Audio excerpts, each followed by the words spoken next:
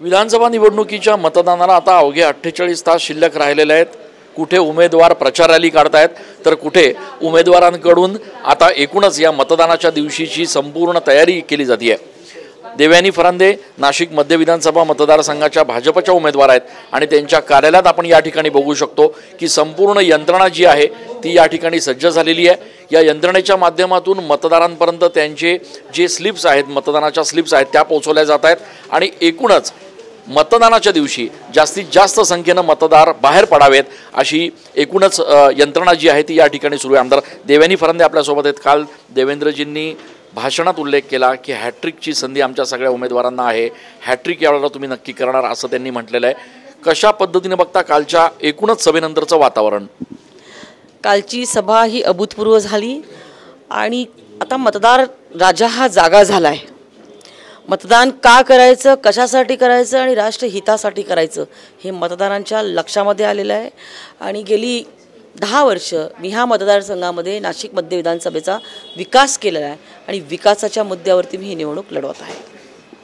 Vote जिहादचा मुद्दा जो आहे तो या ठिकाणी देवेंद्रजींनी अधोरेखित केला कालच्या सुद्धा सभेमध्ये। एकूणच आपल्याकडनं देखील गेल्या काही दिवसांपासून सातत्यानं जागृत केलं जात आहे मतदारांना या संदर्भामध्ये।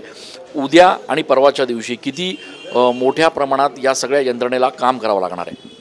खूप मोठ्या प्रमाणामध्ये आता समाज जागरूक झालेला आहे आणि आपण बघितलं असेल की लोकसभेमध्ये जे काही पोलरायझेशन झालं आणि काही भागामध्ये खूप मोठ्या प्रमाणामध्ये रांगा लागल्या, त्याचा परिणाम काय होऊ शकतो हे लोकांनी अनुभवलेलं आहे आणि ते एकवटल्यामुळे आपली चांगल्या जागा ह्या जाऊ शकतात ह्याची जाणीव नागरिकांमध्ये आता झालेली आहे।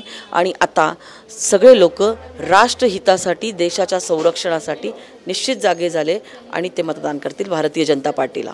एकूणच हे शेवटचे 2 दिवस जे असतात ते या यंत्रणांच्या माध्यमातून लोकांपर्यंत पोहोचून त्यांना मतदान केंद्रांपर्यंत आणणं ही संपूर्ण प्रक्रिया किती अवघड असते आणि किती कौशल्यपूर्ण असते? थोडी क्लिष्टच असतो हा विषय, परंतु मी तुम्हाला सांगते की लोकसभेच्या निवडणुकीनंतर आता मतदार राजा देखील जागरूक झालेला आहे। काही भागांमध्ये खूप मोठ्या प्रमाणामध्ये लाईनी लागल्या आणि आता लोक म्हणायला लागले की लाईनला रांगेला रांगच उत्तर असू शकतं आहे आणि त्यामुळे मोठ्या प्रमाणामध्ये लोक मतदानासाठी बाहेर पडतील आणि मतदान करतील। 2 वेळेस तुम्ही या ठिकाणचं प्रतिनिधित्व केलेलं आहे। तिसऱ्या निवडणुकीत नेमका काय असा मुद्दा आहे की तुम्हाला वाटतं शेवटच्या क्षणी लोकांनी लक्षात ठेवून तुम्हाला मतदान करावं? जय श्रीराम। खूप धन्यवाद। तर आपण बघतोय की आमदार देवयानी फरांदे तिसऱ्यांदा सलग विधानसभा निवडणुकीच्या मैदानात आहेत आणि या ठिकाणी संपूर्ण यंत्रणा जी आहे ती काम करते आहे।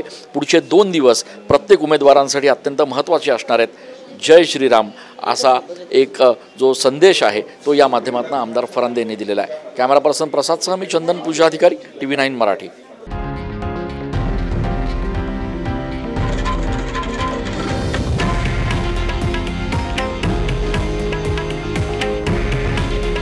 हे आहे देशातील नंबर 1 न्यूज नेटवर्क आणि आपण पाहत आहात TV9 मराठी। काळजी तुमची, हित महाराष्ट्राचं।